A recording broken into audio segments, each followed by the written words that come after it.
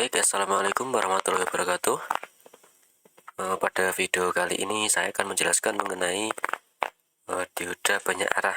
Ya, jadi sebelumnya kan kita sudah membahas mengenai karakteristik dioda ya. Dari situ kita akan tahu cara kerja dioda, prinsip kerja dioda itu seperti apa ya. Ada sebuah pembiasan dioda, ada forward bias, ada reverse bias atau bias maju, ada bias mundur, dan juga tegangan bias yang dibutuhkan untuk mengaktifkan dioda dan sebagainya ya. Nah, kemudian setelah kita tahu karakteristik dari dioda tersebut, kemudian kita coba untuk mengaplikasikan sebuah dioda tersebut ya dengan menggunakan dioda banyak arah ini ya. Jadi apa itu dioda banyak arah?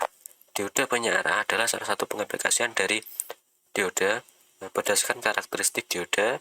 Ketika dioda dibias maju, maka dioda akan bisa mengalirkan arus, dan ketika dioda dibias mundur, dioda tidak akan mengalirkan arus. Dari karakteristik dioda tersebut maka dimanfaatkan untuk mengubah arus AC menjadi DC ya. Gambarnya seperti ini ya. Jadi ketika misalkan ini arus AC itu kan bolak-balik gini ya, ada dua kutub, ada dua terminal, misalkan fase dan netral gitu ya. Jadi nanti arusnya itu akan berbolak-balik fasenya, misalkan fasenya positif, netralnya negatif. Kemudian selang beberapa waktu gantian, fasenya negatif, netralnya positif. Nah, terus ketika kita pasang dioda secara forward bias ya, katakan forward bias di fasenya, atau yang terkena fasenya itu adalah kaki anodanya.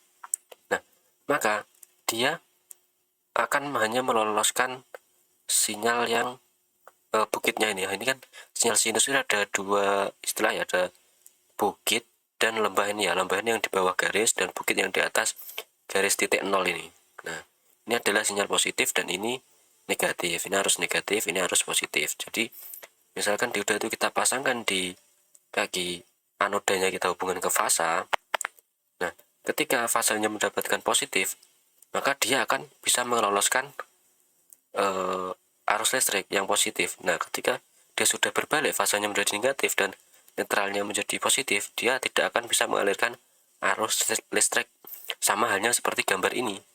Ketika positif, dia bisa muncul ini. Ketika negatif, dia tidak bisa muncul. Kenapa? Karena ketika negatif, dia kondisi dioda tersebut pada kondisi forward bias. Nah, kalau kita balik, kaki katodanya yang kita hubungkan ke fasanya, ya dia akan kebalikannya.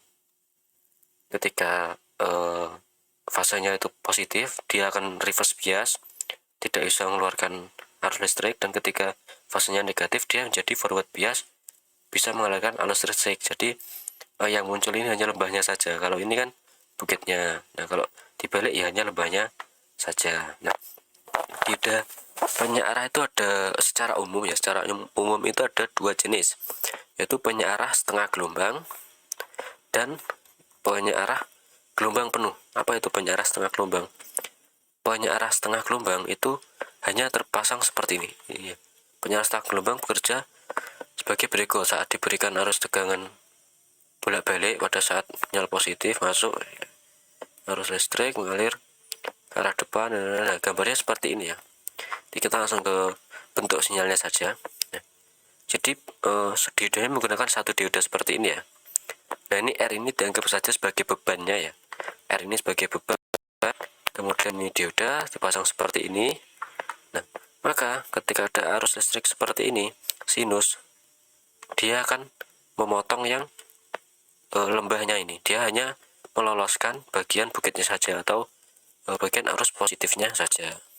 Nah, lalu yang gelombang penuh bagaimana? Nah, ini untuk yang gelombang penuh, rangkaiannya seperti ini menggunakan 4 dioda ini ya. Nah, dia hanya meloloskan gelombang positifnya saja. Akan tetapi di sini perbedaannya, ketika pada gelombang negatif, pada lembahnya ini, pada arusnya mendapatkan arus negatif, kita lihat di sini dia tidak muncul ya, ada space gini, ada jarak. Nah, ketika di banyak arah gelombang penuh, dia mengubah arus negatif ini menjadi arus positif.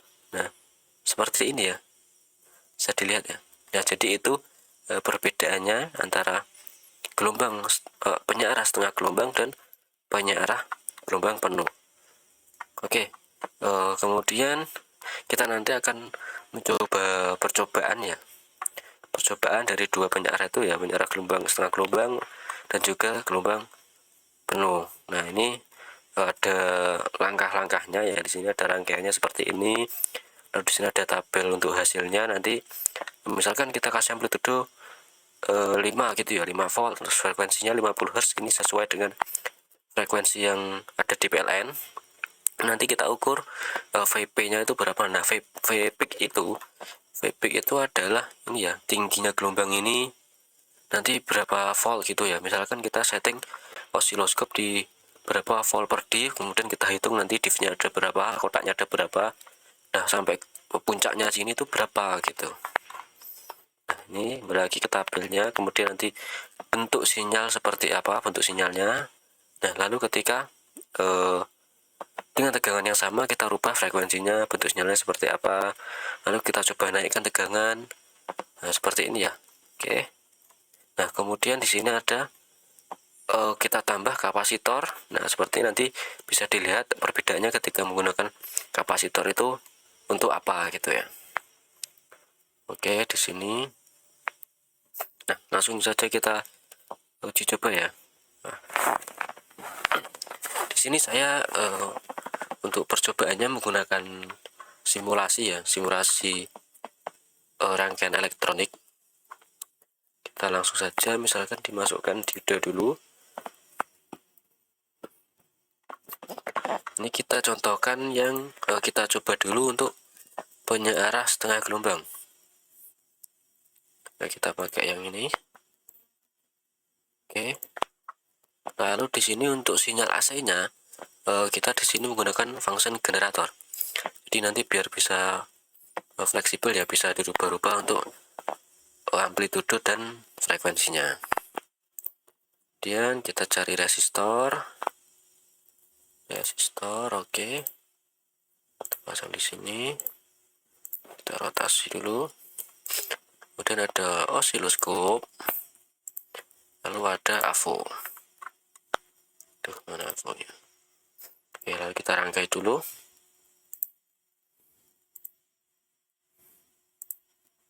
Seperti ini ya, ini jadi ini katakan positifnya atau fasenya, kemudian ini netralnya atau dibolak-balik sama saja nanti ya kalau di PLN-nya.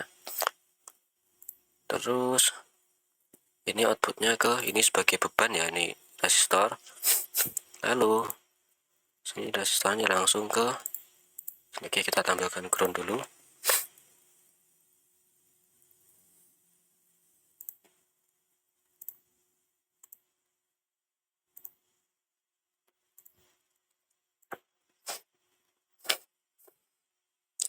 Nah, kemudian di sini kita menggunakan dua channel untuk osiloskopnya. Jadi kita lihat antara input dan outputnya ya. Kita lihat sinyal input dan sinyal outputnya. Oke, di sini kita pasang AVO-nya. Oke, kita bedakan dulu ya warnanya. Misalnya kita kasih biru. Oke, di sini kita setting dulu untuk function generatornya tadi 50 Hz.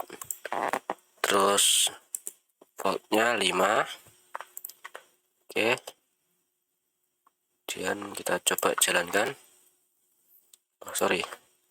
Ini kita kasih 10K aja. Biar nggak terlalu besar arusnya. Kita lihat di osiloskopnya.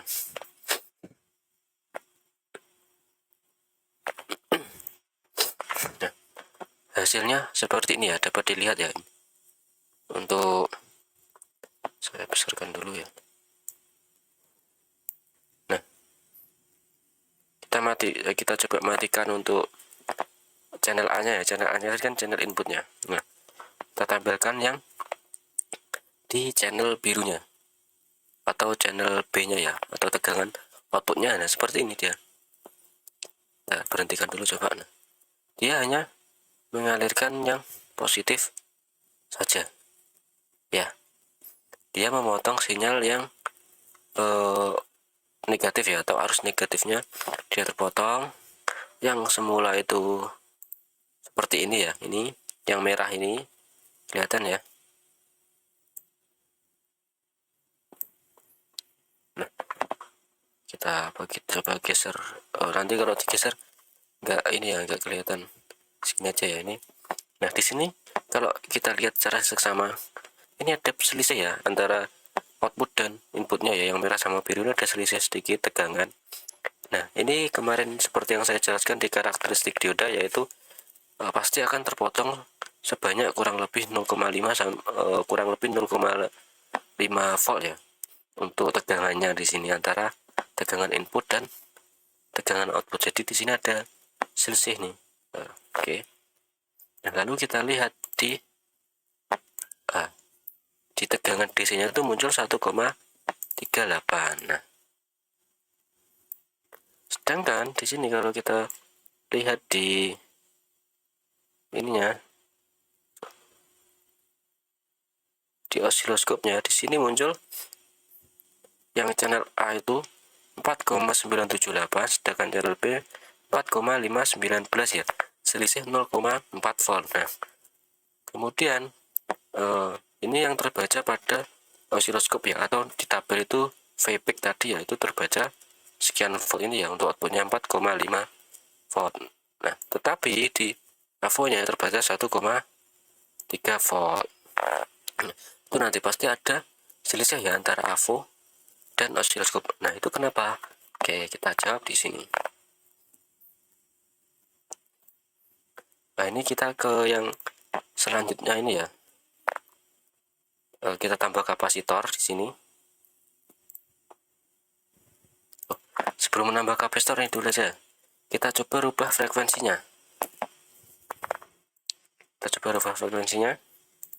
Nah hasilnya juga seperti ini, akan lebih jaraknya lebih berdekatan ya, atau gelombangnya jadi semakin banyak gini ya, semakin rengket ya ini. Nah terus kita coba lihat tegangannya apakah masih sama. Nah ya kurang lebih sama ya, 4,4 tadi 4,5, kurang lebih sama 4,5an. Kemudian tegangan di AVO nya tetap 1,3 ya, tidak berubah. Nah terus bagaimana kok ada selisih itu, kenapa? Oke, sekarang kita coba untuk rangkaian kedua, kita tambahkan kapasitor yang ini dulu ya, 2,2 mikro. Oke, kita cari kapasitor yang elektrolit ya, atau yang elko, kapasitor elko. Di sini kita tambahkan, kita dulu. Oke.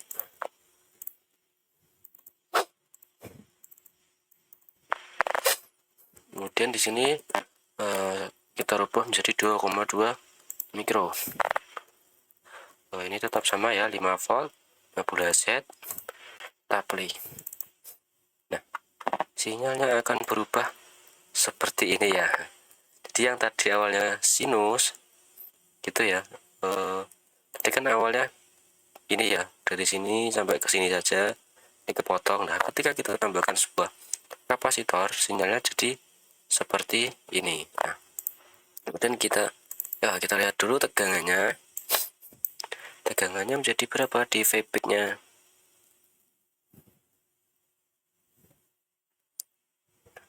Untuk channel sorry ini yang biru. Nah channel B nya tetap sama ya, 4,5an. Nah kemudian di AVO nya meningkat menjadi 3,3 ya. Yang tadinya sebelum kita kasih kapasitor itu 1,3, sekarang menjadi 3,3. Nah itu kenapa? Nah kita lihat di sini ya, di sini sebelum kita menambahkan sebuah kapasitor itu dia hanya mengeluarkan benar-benar sinyal atau arus positifnya saja dan memotong arus negatifnya. Nah itu ketika kita membaca menggunakan tegangan DC, karena ini kan belum DC murni ya, ya sudah positif saja, tapi belum benar-benar arusnya itu continuous banget gitu ya, atau lurus gitu. Nah, masih bergelombang arusnya, sehingga ketika dibaca tegangannya di AVO itu juga tegangannya belum maksimal, tegangannya akan ada penurunan ya, terbacanya sedikit. Nah, kemudian kita tambahkan kapasitor untuk menghilangi kekosongan ini. Nah, karena kan prinsip kerja kapasitor itu ya, dia bisa menyimpan muatan listrik. Jadi ketika di sini positif, dia kan menyimpan nih, kapasitornya menyimpan. Nah, ketika negatif itu muatan listrik atau arus listriknya itu masih ada. Dari mana? Dari hasil sisa simpanan yang ada di kapasitor itu, sehingga dia masih ada arusnya nih, sampai mau ada gelombangnya lagi baru mau habis.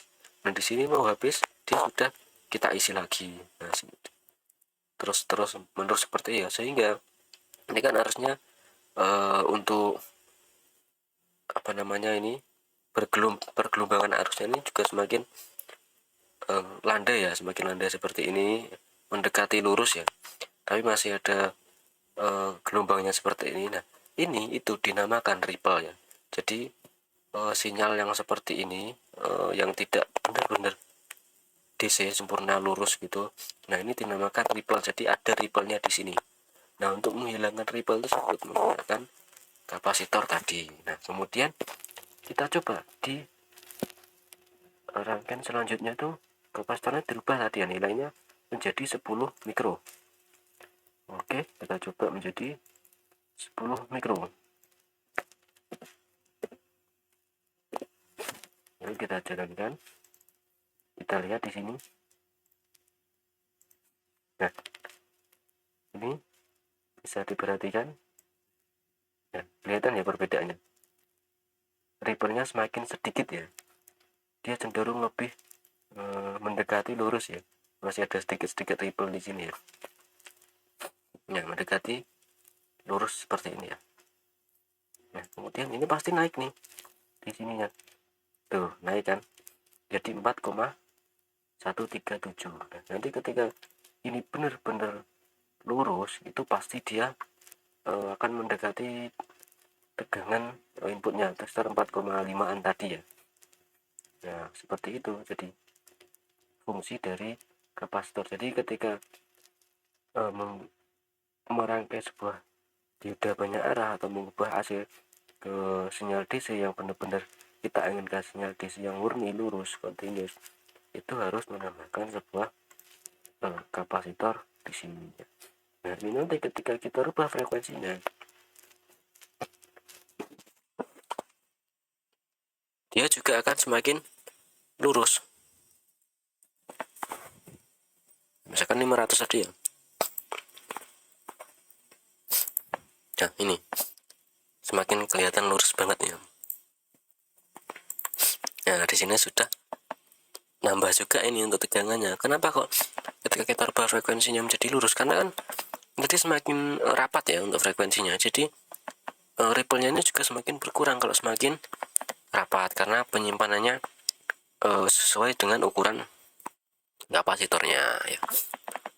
Oke, kemudian ini untuk penyaras gelombangnya sudah ya, kurang lebih seperti itu. Lalu kita coba untuk penyarah yang gelombang penuh itu seperti apa. Nah, dia nanti akan lebih sempurna lagi.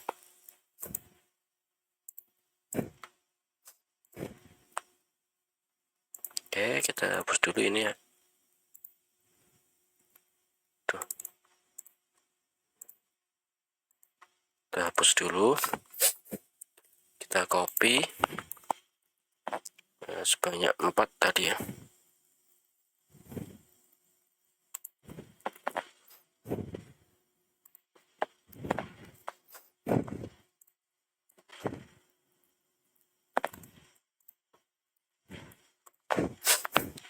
Nah, kita rangkai. Nah, ini merangkainya silakan disesuaikan pada rangkaian yang sudah ada.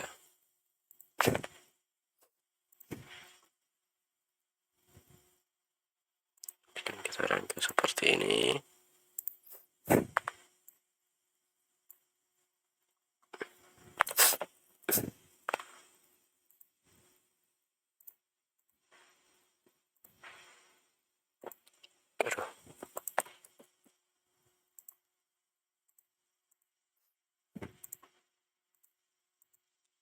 Oke, kita hubungkan osiloskopnya.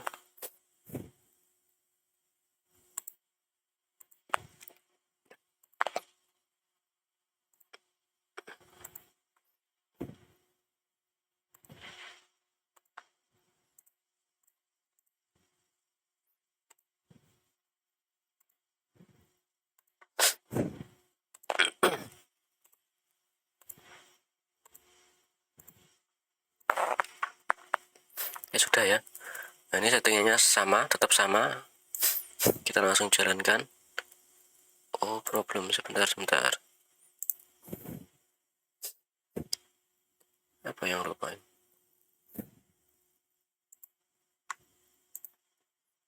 Oke, kayaknya ada yang salah ya.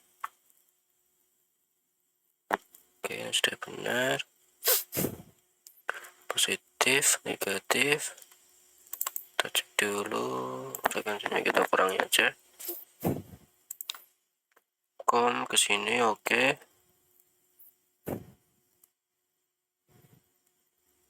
Negatif, ini. Oh, mungkin kurang tadi ya. Kita hapus sedikitnya. Tambahkan ground di sini. Oke, sudah bisa. Nah, misalnya akan seperti itu kan. Ketika kita coba setengah gelombang yang tanpa kapasitor, itu dia kan arus positif, kemudian ada jarak, arus positif lagi, ada jarak gitu ya. Nah, kalau yang gelombang penuh itu seperti ini, dia akan terisi terus menerus. Nah, kalau dari sini bisa kita lihat, nanti ketika kita gunakan kapasitor, pasti dia akan lebih sempurna lagi kan, karena jaraknya kan semakin rapat ini. Nah, sedangkan tadi kita rubah frekuensinya menjadi 500 yang notabene jaraknya itu semakin rapat, dia juga lebih sempurna. Nah, seperti itu ya. Nah, ini kita cek dulu, tegangannya tetap sama, masih 4,5an di AVO-nya. Nah, itu sudah muncul 2,3 tegangan awal, padahal tadi yang setengah gelombang tegangan awal di AVO itu terbaca 1,3. Nah, ini ketika kita tambahkan kapasitor, nah di sini katakan kita langsung menambahkan yang 10 mikro ya. Nah, jadi nanti kalau untuk sebuah penyearah atau mengubah AC itu DC itu nilai kapasitor sebesar mungkin tuh lebih baik, lebih besar, lebih baik, lebih sempurna untuk arus DC-nya. Nah, ini sudah lurus ini. Padahal yang tadi kan masih ada ini ya, ada sedikit ya. Nah, ini ya masih ada, cuman lebih baik dari yang tadi ya, yang setengah gelombang. Kita lihat tegangannya. Nah, ini kan 3, berapa tadi, 3 atau berapa ya. Nah, di sini juga naik tegangannya menjadi 3,83 ya, untuk yang setengah gelombang ini ketika kita gunakan kapasitor. Oke. Nah, kemudian coba kita naikkan apa ini, frekuensinya.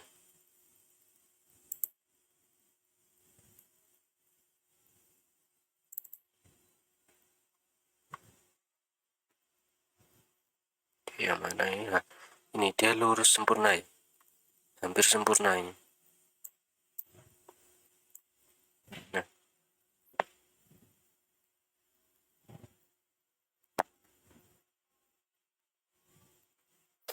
ini ya. Oh sorry, ini terbacanya di sini ternyata 3,83 ya, 3,83 VP-nya. Jadi di sini juga, oh ini sudah sama ya, sudah sama dengan yang inputnya tadi. Kita ulangi lagi. Kita coba di 50.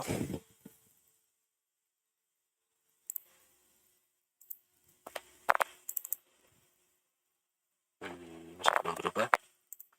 Ini sudah di play belum? Nah, ini kita lihat ini puncaknya di sini katakan yang paling tinggi ya. Berarti 3,8. Nah, ini ada perbedaan ya dari tadi, yang awalnya itu tadi kan Bentar, ini kita bandingkan dengan ini kelihatan nih. Nah, di sini puncak. Nah, kalau tadi kan selisihnya hanya 4, berapa tadi? Sorry, 0,5an ya selisihnya. Nah, kalau di sini kita lihat selisihnya tuh hampir 1 volt. Kenapa kok 1 volt? Nah, kita bahas di sini. Jadi semakin banyak dioda yang dipasang secara seri, dia akan semakin banyak pengurangan tegangannya. Nah, ini kan ada, kalau kita lihat di sini misalkan yang positif aktif yang bagian D2 ini, dia mengalir ke sini. Nah, ini kan ada terseri di 2 dioda ya. Sini masuk ke sini. Sehingga kalau satu dioda 0,5 untuk 2 dioda, pengurangannya berarti kurang lebih 1 volt ya. Nah, jadi seperti itu, semakin banyak dioda, pengurangan tegangannya juga semakin banyak. Nah, di sini ini kita lihat V peak inputnya itu sekitar 5 volt. Nah, untuk outputnya itu hanya muncul sekitar 4 voltan ya, atau 3,8an ini. Nah, di sini. Nah, kemudian ini masih kita kapasitornya 10 mikro, terus frekuensinya masih 50 Hz. Nah, di avonya tuh tegangannya sudah sama dengan yang di osiloskop, jadi sudah terbaca sempurna ya, untuk tegang arusnya mengalirnya sudah sempurna. Nah, ini kalau kita naikkan frekuensinya itu juga lebih sempurna lagi nanti. Nah, tetapi kita kan PLN itu menentukan frekuensinya itu 50 Hz ya, tidak bisa kita otak-atik ya untuk frekuensinya. Jadi kita memainkannya adalah di kapasitornya, kita besarkan lagi sehingga dia benar-benar lurus. Nah, ini katakan kalau kita besarkan lagi kapasitornya sampai 100 mikro gitu misalkan, kita coba. Nah, semakin lurus ya, kita 1000 mikro gitu ya, juga semakin lurus nanti dengan 1000 mikro gitu. Nah, malah lurus sempurna ini ya, sudah sempurna sekali ya, lurus ini. Ada sedikit-sedikit sih, tapi sudah bisa dikatakan sempurna. Nah, jadi itu ya perbedaan antara penyarah setengah gelombang dengan gelombang penuh. Kalau setengah gelombang dia masih ada space kosong di ketika gelombang yang terfilter itu ya. Misalkan kita hanya meloloskan gelombang yang positif, jadi atau arus positif kita loloskan, bukitnya kita loloskan, yang arus negatifnya dia akan benar-benar terpotong dan ada kekosongan di situ. Jadi ada jarak dari arus positif yang pertama, misalkan arus positif 1 ke arus positif 2 ini ya, contoh ada jarak dari arus positif pertama ke arus positif yang kedua, ini ada jarak ini. Nah, sedangkan kalau gelombang penuh itu dia tidak ada jaraknya ya, dari arus positif dia langsung ada arusnya lagi. Yang arus negatif terpotong ini dia dirubah menjadi arus positif lagi ya, jadi bedanya seperti itu. Nah, otomatis kalau seperti itu, ketika kita ingin menghasilkan sebuah arus DC yang lurus sempurna seperti ini, itu akan lebih baik. Nah, oke, mungkin sampai sini dulu untuk pembahasan dioda banyak arah ini ya. Mungkin kalau ada yang kurang paham atau ada yang ditanyakan, bisa langsung ditanyakan ke saya. Oke, mungkin cukup sekian dulu ya untuk video kali ini. Terima kasih atas perhatiannya. Saya akhiri. Wassalamualaikum warahmatullahi wabarakatuh.